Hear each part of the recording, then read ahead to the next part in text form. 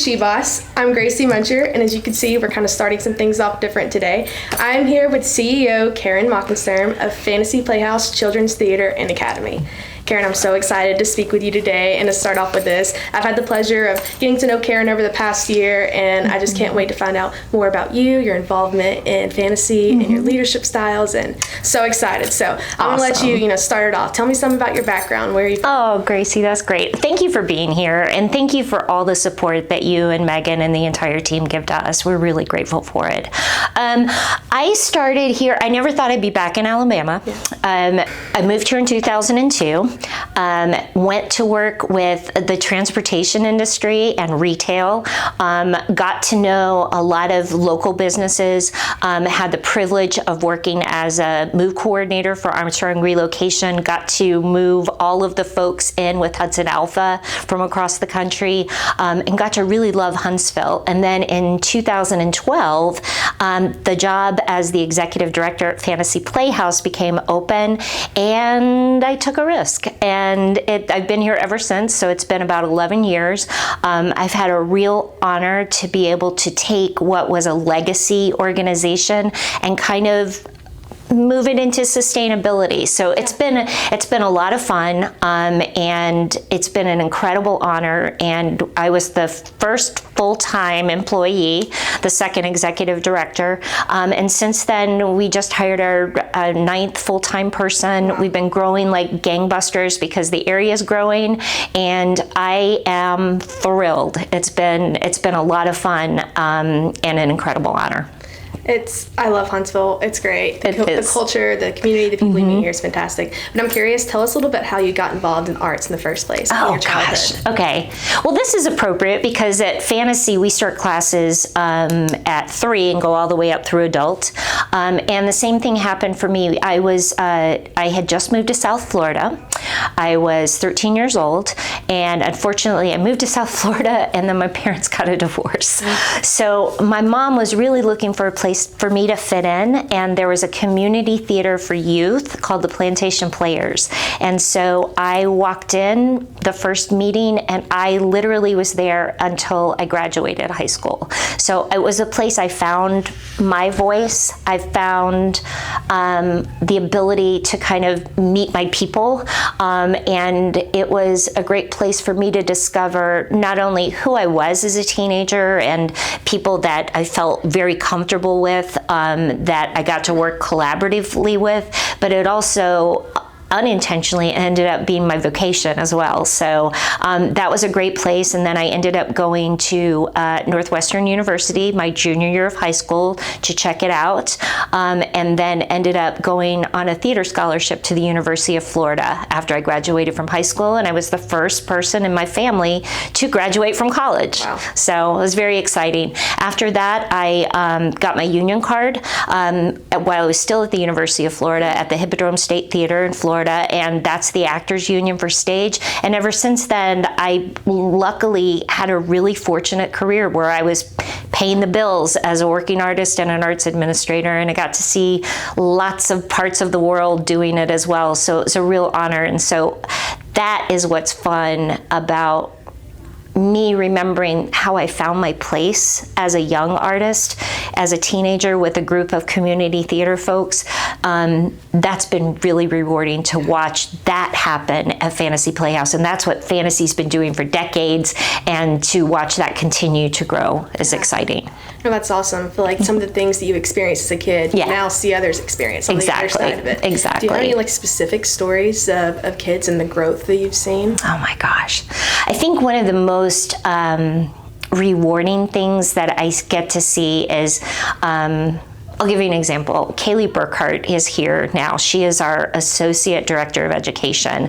Kaylee started her tenure at Fantasy Playhouse around 10, 11 years old, doing community theater, taking classes. And then 11 years ago, when I started a program called Fantasy in the Classroom, which is our outreach program into the schools that allows basic acting classes in as a school, after school program, Kaylee was the one that we hired to do it.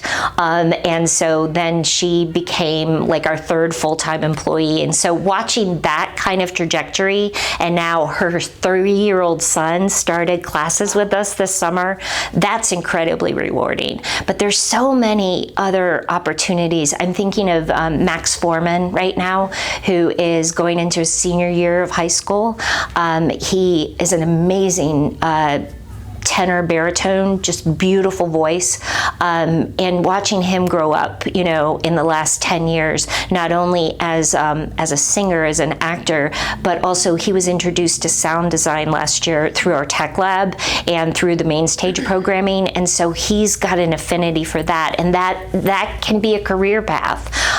The other things that really warm my heart too is you know, watching the scholarship kids. Before we got here, there wasn't a formalized scholarship program for children that couldn't afford our classes. So in 2015, we got a formalized program that really is allowing full scholarship for kids that this is their thing and they just don't have the financial means. So that, I think, has been incredibly rewarding. Absolutely. And I guess the other one here too, this is a great story, I'm so proud. Steven Tyler Davis became our new artistic director last year.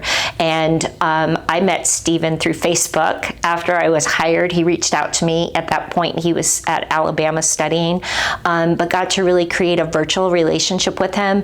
And so when COVID happened, knowing that he was leaving New York just to be back with his family during a really insane time. Very similar to your story. Yeah, exactly. So he came here, and we were able to kind of put together a virtual program for a Christmas Carol, and that led to now his full-time position and watching him work with students because he grew up at Fantasy Playhouse. That's the most rewarding thing. So, that's amazing. Yeah. So I'm curious, how many students would you say made it big? Oh my gosh. I mean, there's so many over the years. Reg Cafe was a TV star who started at Fantasy Playhouse. Matt Meggs was on Broadway. Laura Oldham on the international tour of Chicago. Willem Butler, who's now just finished the national tour of Anastasia. There's so many names like that, and not to take anything away from the folks that are, you know, making it in professional theater or in tech theater. But there's so many other folks like Bill Kling, who's on city council, never fails to remind me that he was in the first 2 seasons of Fantasy Playhouse. And so there's a big mural out front that says life skills through stage skills.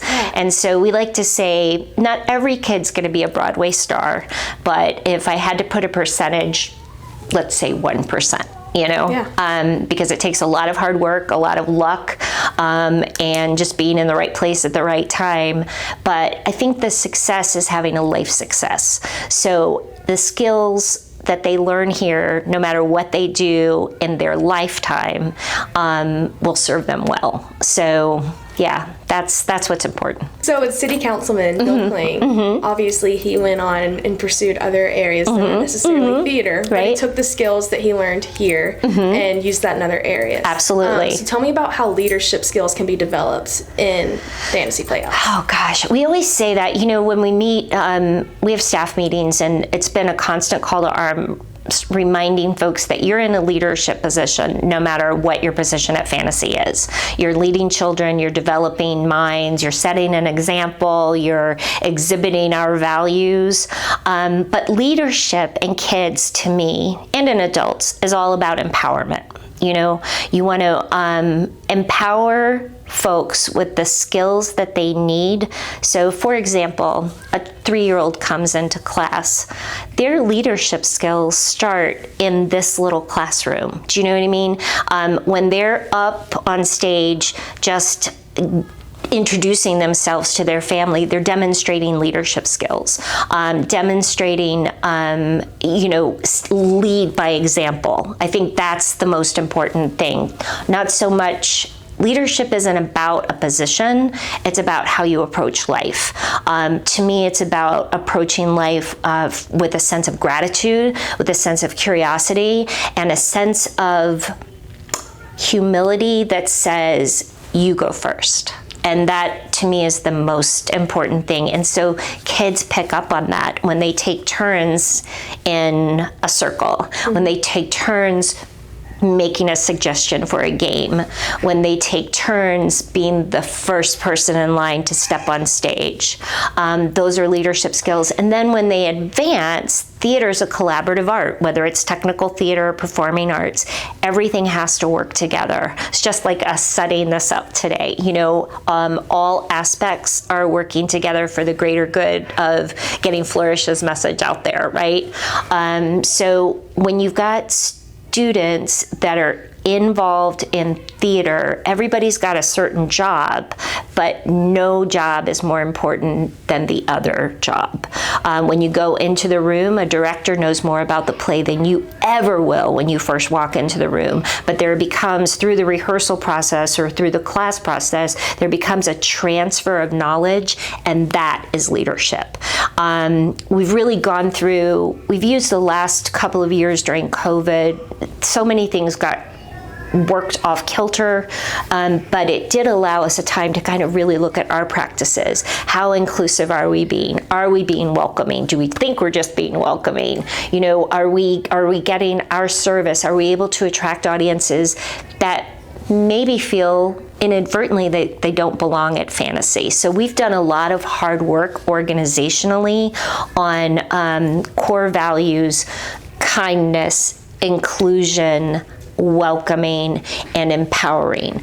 It's very important for us at Fantasy Playhouse. We believe in two things really hard. We believe that every child in our area has the right to see themselves represented on our stages. And then we believe that every child has the right to be given their voice and to be empowered with their voice. And that's what we do. And that's what's important here. So that's leadership, empowering the next generation to step into the center stage of their lives, to take over, we're empowering them so that we can say, okay, it's your turn now. Yeah. I hope that makes sense. No, it makes perfect sense. I love the emphasis that you're putting on the culture and that we're working towards those things. We really are trying. You always see it everywhere. It's nice to see. So I'm curious, are you a natural born leader, or is that something you developed through the arts growing up? I think the arts definitely helped it, and I can give you specific examples of that just growing up. I remember one of the first jobs I got, and it was during college, it was during the summer, I did a lot of theme park shows. They paid really well. They were a lot of hard work, 5 shows a day, 6 days a week. But you were out doing a contract, and very early on I was tagged to be a show captain. And then the next year I was the associate director. So I think I know I'm a firstborn child, and I remember being told I was very bossy. We try not to tell your generation that you're bossy. We just say it's leadership skills, right? But I think as a firstborn child, as someone who felt responsible for my younger brother and sister, I think I was kind of a natural leader. I think that there was a natural curiosity in me. I think that's why I was drawn to the arts. I think as a 13-year-old girl, I don't know if you remember this, but being 13 was horrible. It was just horrible. And the thing that attracted me to theater was the imagination, was to get to play a different role, to get to live in somebody else's skin. And those were the things I loved most about acting. It wasn't so much being on stage or the applause or anything like that. It was researching a character, researching the timeline, and then really just diving in to explore the imagination process of it, and that was exciting. And so when you see the light bulbs of choices go off in a young actor, or see a performance and there's a very specific, specific piece of blocking or specific thought process that you can see in an actor on stage, to me, that's what's exciting to watch. Specific choices, and watch kids succeed that way.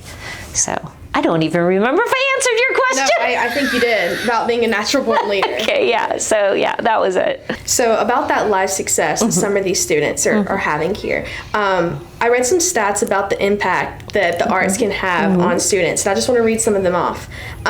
Students that are involved in the arts are 4 times more likely to take part in a math or science fair. Correct. They are 17% more likely to volunteer in their communities. Correct. 21% more likely to vote at an early age. Correct.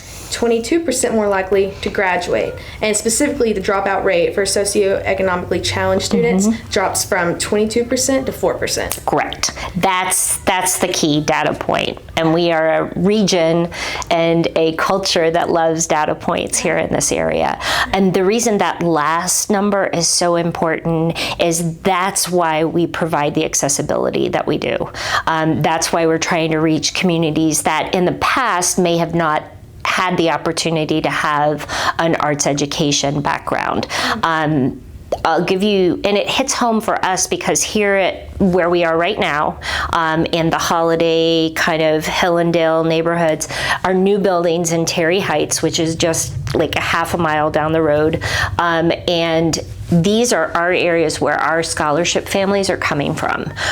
We work heavily with Second Mile Development Preschool. We have for the last 20 years to provide free services. But those socioeconomically challenged or under-resourced, historically under-resourced neighborhoods are Terry Heights. They are Hillendale. And that magic number of taking a child in normally across the country average, there's a 22% dropout rate in socioeconomically challenged neighborhoods. Kids that are involved actively in arts education classes, camps, opportunities, that dropout rate converts to 4%. So that's the biggest reason we do what we do. And that's why we've been very intentional about gathering corporate funding to be able to provide free resources. Carissa Conley, who's part of our outreach program this year, and she's really developed our community outreach program.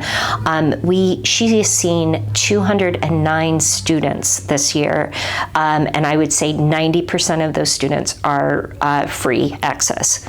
So we've been working with Village of Promise, we've been working with Huntsville Intercity Learning, and we're just really excited to be able to bring those skills to kids that necessarily can't get to our building. So this new building you're referring to is in Terry Heights. It is. And so this is the Spotlight on the Future campaign? It is. Tell me some more about it. Oh my gosh, it is. This is a campaign that officially started in 2019, and then we have been fundraising has kind of been on pause a little bit during COVID, and then construction costs tripled during COVID. But we own this property outright. It's on the corner of Holmes and Triana, and it's going to be a jewel in the area, really, for the Terry Heights community. What it means for us specifically is that we're literally flinging the doors open to the community that we've been serving. It's going to bring all of our programming under one roof, which means we love the BBC, we love being there, but it's going to be so great to have grandparents that can literally get out of the car at our front door and walk 20 feet into the theater, be met with a wheelchair if they need it. We actually have called the grandparents' landing zone at the front building. There is not a stair in the building except to get to the catwalks backstage, which means that it's fully accessible to all students. There's even so much as a service dog relief area in the outside, because it was really important for us to really survey all of our families. What do all of our families need? And this is what we found. So it's over 35,000 square feet. It's going to be a 355 seat theater. There's going to be an additional black box performance space as well, full classroom space with dance studios, film studios, tech labs, and animation, all of those things.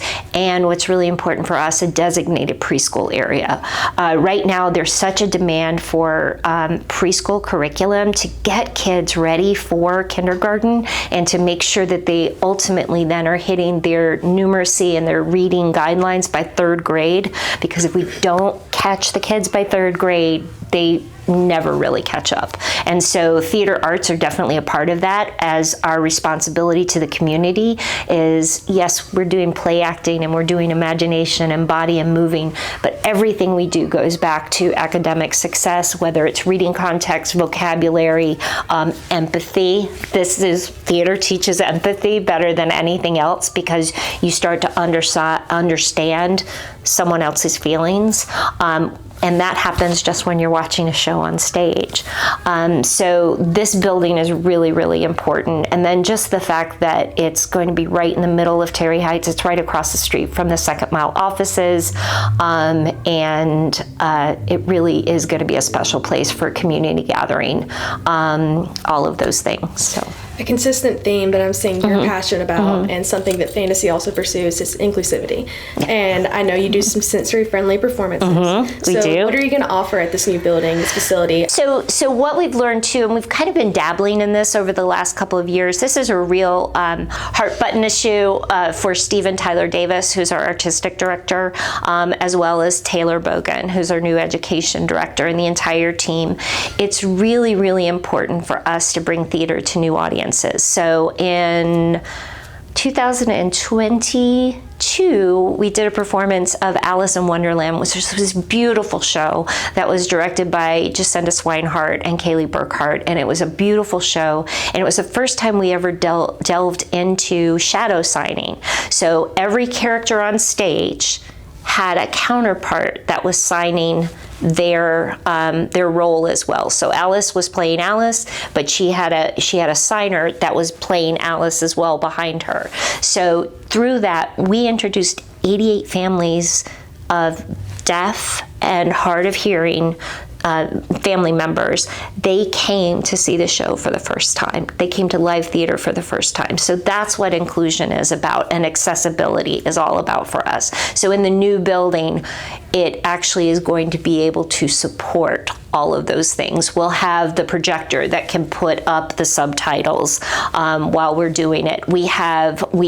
There is a, for people that have low vision, there is a interpretation in theater. So you'll actually have someone, a narrative interpretation, someone will be up in the tech projection booth and then synced to a low vision audience member, giving them like the narrative, Alice just came on stage, and then the actor says their line. So you see a light on the left side of the stage. It's bright and blinking, like those types of things. So there's all kinds of accessibility, in addition to making sure that kids and audience members that are differently abled, the audience space in the new building is just a nice, gentle slope, and there's spaces all over the theater for wheelchairs and folks like that. And then there's also my favorite room in the theater. It's at the back of the theater. You have a perfect vision from there, but it's soundproof from the outside, so that the actual sound of the show is being brought in to that area. We're calling that the Arts Access Room.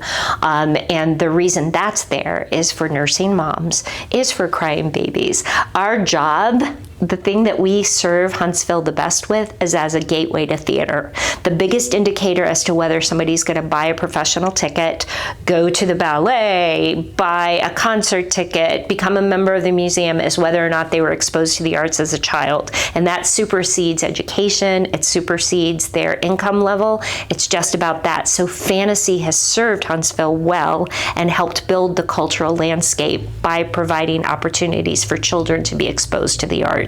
And so that's what's exciting. So we're children's theater, so you expect to hear babies crying or a very young toddler talking back to the stage, and that's part of the live theater. But in some instances, some families need a little bit of privacy. I have a friend of mine who is now a beautiful student. She's on the autism spectrum, but about 8 years ago, she came to the theater for the first time, and her mother, who is theater background, was very concerned that she was going to be distracting in the audience. So we invited her to come to the dress rehearsals because she liked to spin. That was how she enjoyed things. That was her technique. And so in this new space, she will have a place to spin. So, but that's part of the sensory productions. Kids are handed fidget spinners and other poppers that keep them engaged, but allow them to do the stemming activities that they need to enjoy. We also offer weighted weighted blankets. We also offer earphones and also communication cards because we know that some of our differently abled audiences have different ways of communication. The lights are kind of lifted. The sound is brought down so that there are less jarring. And then we also do sensory mapping so that the audience is very aware that, coming up is going to be a loud sound. This sound, we're pretending it's raining. So they have a talking point to be able to talk to their families. And that's what's so important about it. So who knows what it's going to be? There are plans for a tactile map in the building so that you could, and I know the Smithsonian's been doing that. So being able to explore the building tactfully, but the sky's the limit. It's amazing. So will these sensory-friendly opportunities be in the standard shows, or are these special shows set aside? They're actually part of the special main stage season right now. And we also launched ASL for theater, American Sign Language for theater, last year after the interest stemming really from Alice. And so folks are learning how to sign. So every show last year had a sensory performance associated with it. And as long as the show itself can accommodate it, we're either doing a sensory-friendly production where the lights are gone and the sound is lowered, or we're doing an American Sign Language version so that every main stage shows has some kind of additional accessibility, and they're added performances, but they're open to the public. That's incredible. Have you guys done any of these yet? Or is Yes. No, we did it. We started last year. Like I said, it was really on Stephen's heart, and we got a great funding grant from Tourism Alabama, which helped families with students on the autism spectrum kind of have a hotel room in Huntsville. So they actually got a free hotel room, free tickets to the show, all of the accoutrement, and then got to meet the cast afterwards. So yeah, we did that for every show last year. That's awesome. Something that I've noticed, like a theme that you guys do, is kind of a unique take on a classic. Yes. So Snow White, for example. Okay. I spoke with Steven Tyler Davis a little bit, and he told me about the storyline. I'd like you to tell us. I mean, I love it. Incredible. I love how there's an emphasis on women and young girls, and it's not always that the girl is a princess being saved by a prince. It's that maybe she's getting clean water for her village. That is, and we love that. We love that Snow was a civil engineer in the making, and her focus was on that. And again, that goes back to all of these, all of this work on, it's a buzzword now, but all of the work that we've done, like the stories that we tell and how we want to represent. So the themes of that for Stephen were, girl power, obviously, but also friendship. And what does a family look like? What's chosen family? That kind of thing. And diversity, that everybody looks different. It was Snow White and the Seven Littles on purpose because it was the little family. Right. And every person in that family had a different character trait that made them different, that made them a little othered. Do you know what I mean? Not really fitting in, but the family itself learning to accept each of them. And of course, Little is the one who ends up saving the day and finding the blue moonstone. Sure. And so he's empowered and celebrated because he was discounted from the very beginning because of his size. So you're entering your 63rd season, correct? Yeah. Yes, we're entering the 63rd season, and we are continuing with the Niceland fairy tale kingdom that Stephen created for Snow White and the Seven Littles, and it's going to be a mashup. It is Rapunzel and the Beanstalk, and I got to sit through the first read through a couple of weeks ago, and it is fun. It's hysterical. It's talking about, Jack the Beanstalk and his friend Rapunzel, who happens to live in a tower. They have a party one night, and the bean dip is made out of magic beans. And so it's Rapunzel and the Beanstalk, so you can imagine hair, vines, growing, mayhem.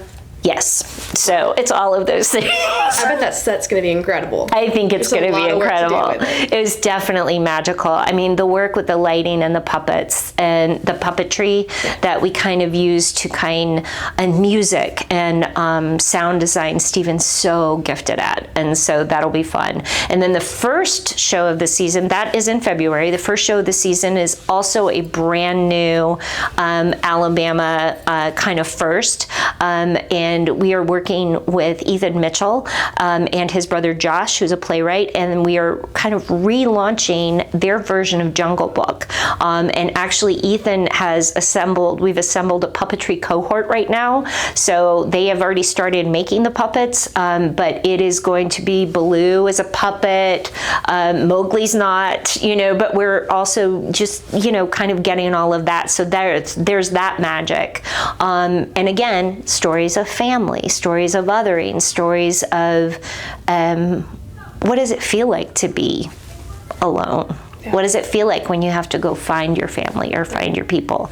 And then diversity in the jungle and all of that. And then we've got a new version of Christmas Carol, also written by a local Huntsville playwright, Sheree Evans, who's been a part of fantasy for decades, and she is one of the most comedic, funny actresses, musical actresses, talented, and so she has kind of taken our Christmas Carol and rewritten it as a love story to Huntsville. So we're very excited about that. And then Steven's got something really special for the end of the season next year, and we are really going back to our roots, which are as the Rocket City, and he is developing right now with the help of folks from NASA and the U.S. Space and Rocket Center. He is developing a new play called Space Monkeys, ! The Adventures of Baker and Abel. And it's all about Miss Baker and the primates that led the way for astronauts to safely go up to the moon and come back. And of course, there's a fantasy element to it. So I would imagine that those monkeys are going to be speaking, except when they're in the presence of humans. And it's all about the monkeys' take on preparing space travel, preparing their humans for space travel. Those all sound great. Yes. Does the Flourish team get some free tickets to Easy Slider? We will make it happen. Perfect. Oh, that's so exciting. Okay, so you mentioned the puppetry and set building and some of those sort of things. So do you guys hire people to do that for you, or is this something that the kids do, or what does that look like? Well, because everything we do at Fantasy is all about theater arts education, it all comes back to education, and it has for years and years and years. I'll give you an example. Matt Schuster, who runs Sound Source Productions here in Huntsville, an amazing, really one of the leaders in sound production. If you go to an event at the VBC, he's the one, his team is the ones doing it. Matt grew up at Fantasy Playhouse, and he started his business while he was still in high school. So that's been happening all the time. So we really knew that we needed to formalize that, especially since Huntsville is becoming such an epicenter for music production and live music venues.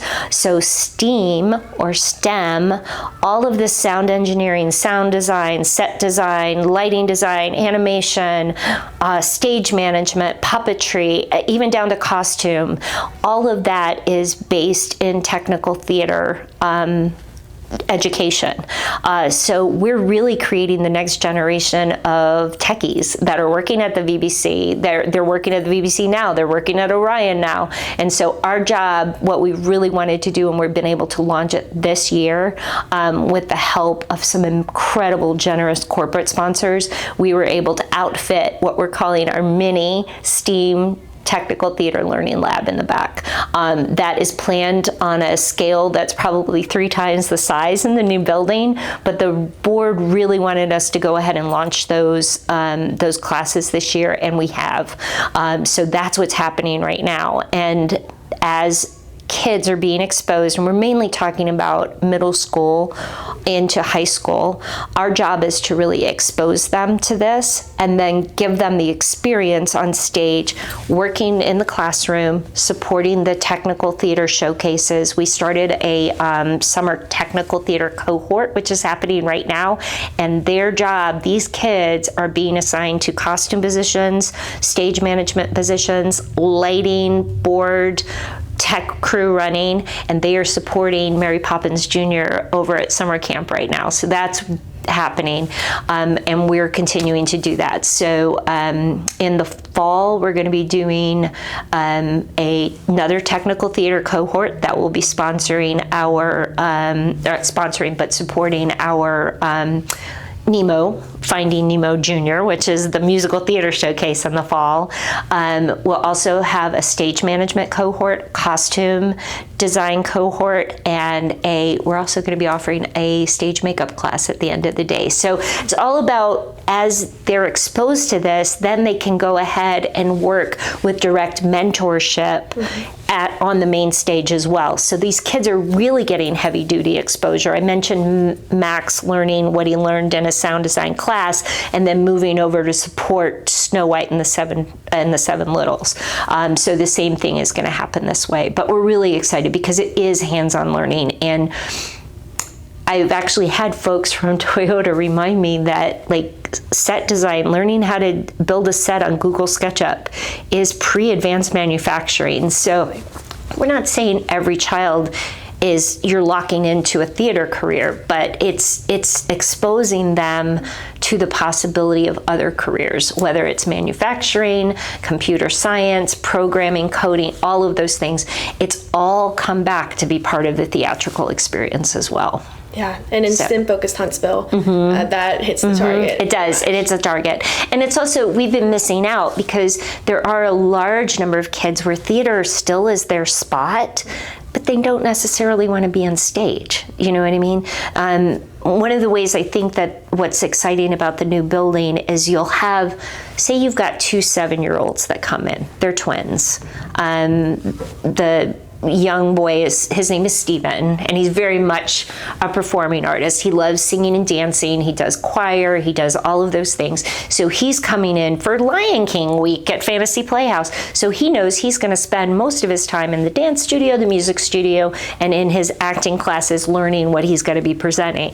Well, his sister, Karen, doesn't want to be on stage. She wants to kind of hang out. Maybe she's more introduced in robotics, animation. Maybe she's starting to dabble in her own YouTube channel, those types of things. So she comes in and checks in with the technical theater cohort, and that week she spends her time first getting an overview of what that means, but then choosing her specialty. So if she's in costuming, she'll start researching costumings, and then she'll be back in the costume shop sewing and fitting and learning how to measure and learning how to pull things and make creative design decisions that way. Or if she's in the sound design, she'll be creating sound cues and then running them. Or if she's going to be in the running crew, and she's doing all of that to support her brother and that class at the end of the week during the performance. So they're all together. Yeah. So there's on stage, there's behind the stage. Yep. And that's all of it. And then we take it to the next level, and we've really started formalizing our internships. We've got 2 amazing students from Alabama A&M that are on our teaching staff this summer. We've got an amazing student out of Auburn who she has been our costuming guru all summer long, and so she's right now finishing the costumes for Mary Poppins Jr. with the tech cohort, and we've got students from Sanford who are working on paid internship too. So it's been really, really an opportunity to be able to do that, and we continue to do that during the year as well. So, and that's going into business administration. We had an amazing intern with marketing and videography last year. So it's really about us, and that's how we can give back to that whole education echo, what is it? Echo, I'm losing my words, but that whole the whole like pipeline, the whole pipeline of education. And so we're constantly trying to give back as well. Because our goal isn't to have the kids just come to Fantasy Playhouse, period, the end. It's, hey, get exposed. And if this is your thing, you know what? Huntsville's got a great magnet program. Go do that and then come back this way. Yeah. And we'll help you build your resume so you can go on to a college career or go on to a tech career and technical training. Right. And a huge theme across Huntsville is developing the future workforce. Yep, absolutely. And for jobs that keeps them in North Alabama. Yep. Because we know how much we're growing, especially in Huntsville and the expansion. Yep. So what are some of the kind of jobs you can see these kids having? Like, what are those next steps? Is it UAH? Is it right into the workforce? What does that look like? It really depends on the kid. And right now, what's so exciting right now, when I was going to school, it was like, you need to go to college. That's the path, that was the path that everybody worked for. And now that's not necessarily true. Obviously, we've got amazing secondary programs, and like our Teen Acting Conservatory is going to spend, we hope, a good portion of their year with us looking at programs at UNA, at Athens State, at Alabama, Auburn, A&M, all of those things. That's part of it, but it's also encouraging just a curiosity drive. But I mean, your example right now, right? Like, a kid can go into communications. I've personally got my daughter is exploring performing arts and combining it with creative writing and gender studies. So all of these skills can be anything. We've got former fantasy kids that are in the missionary field. We've got former fantasy kids that have moved to Atlanta and working in Marvel Studios. We've got former fantasy kids that are lawyers in China. So it's all of the things, all of the above. And that's it. The whole intention of theater and of nonprofits like Fantasy Playhouse, like Village of Promise, we just want kids to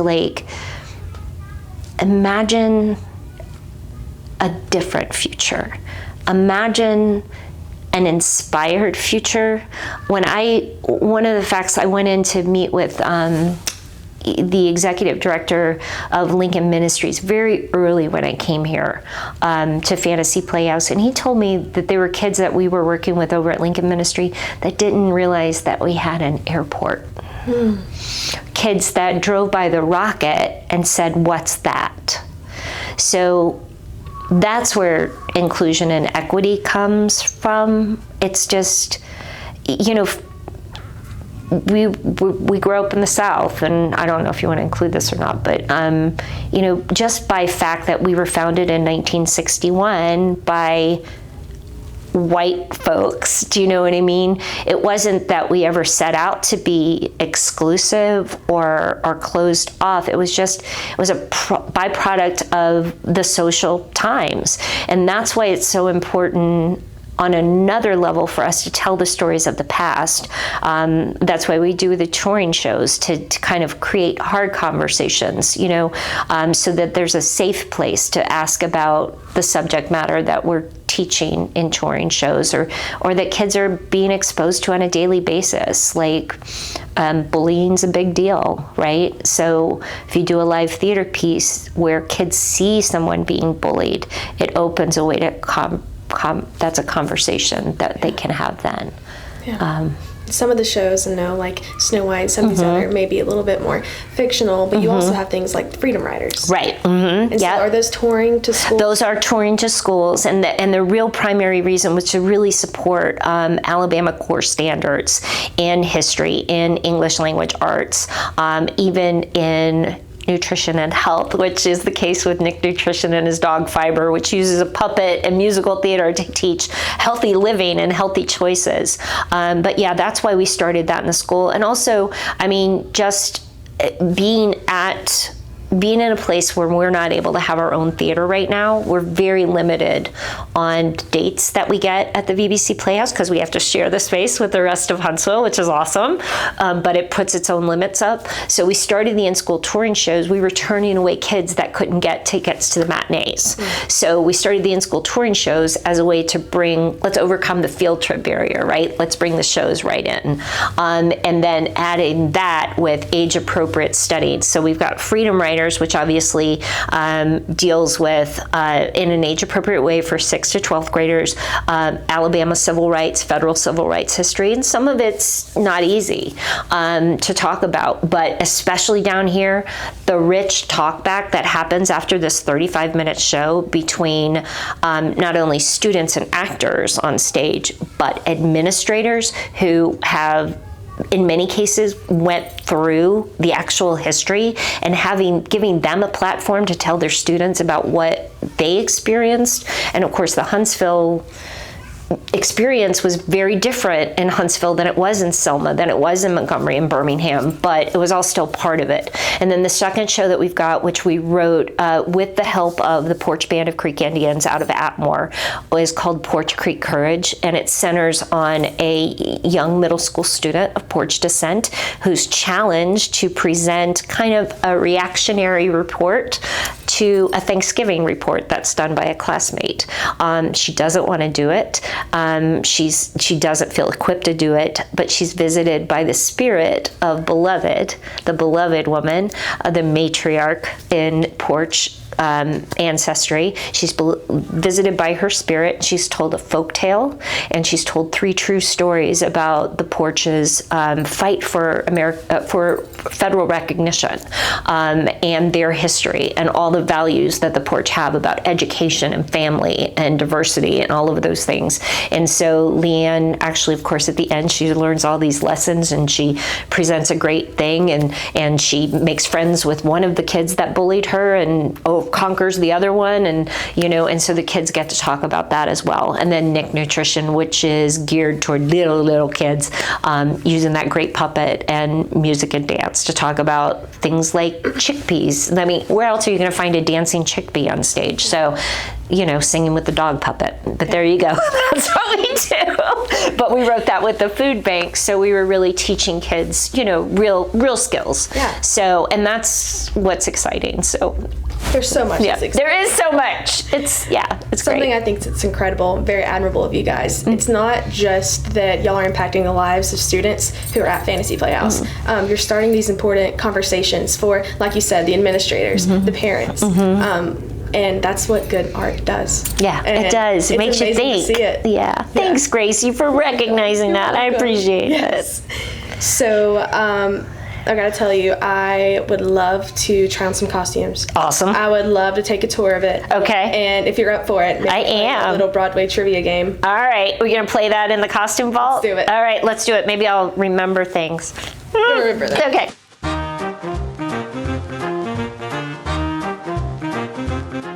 All right, we're here in costumes in the former hats from the Alice in Wonderland production.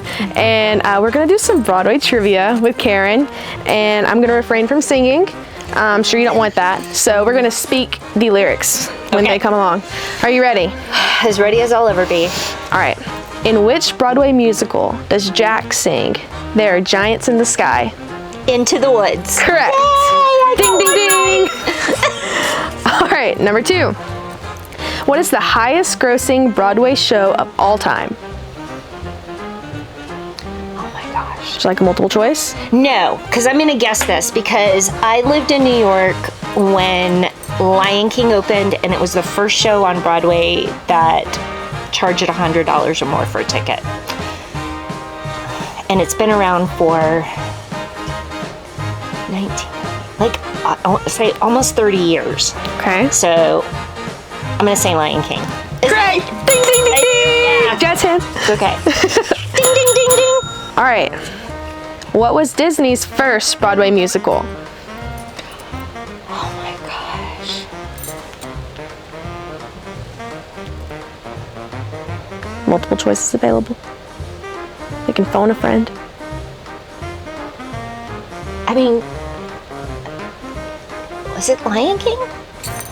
No. It wasn't. Okay, multiple choice. Okay. All right. Multiple choice. We have The Lion King, Beauty and the Beast, Aladdin. It's Beauty and the Beast. It's Beauty and the Beast. Yeah, of course. I should have known that. Of course, I should have known that. Yeah. No, you got it. You got it. Okay. What do you mean? Yeah, you got it. 3. Ding, ding, ding, ding. Okay. What is the longest running musical in Broadway history? Phantom. That's Phantom of the Opera. Yeah. Ding, ding, ding, ding, ding. Right? Yeah. Yay! Thank you for keeping it old. For bonus points, you can sing a number from Phantom, if you'd like. But Phantom. I have to remember her song. I used to think I could sing that Christine song. Christine. Da da da da da da da da da. Perfect. Yay! That's all you want. Last question. Okay. You're 4 for 4. Feel the pressure. Okay. What is the name of Annie's dog in the musical Annie? Sandy!